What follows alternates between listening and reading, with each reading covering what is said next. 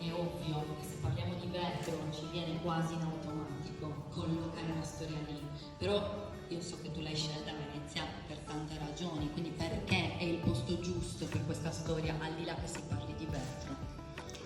È il posto giusto perché mi rappresentava.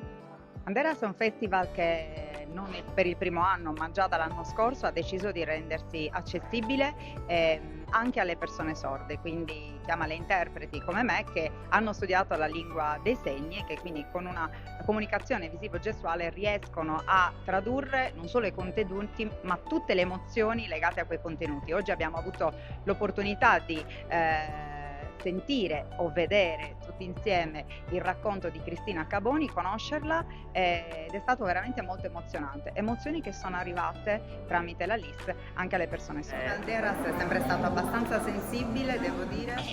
Nel momento in cui con il cuore a pezzi saluta tutti e sta andando via, la carta, la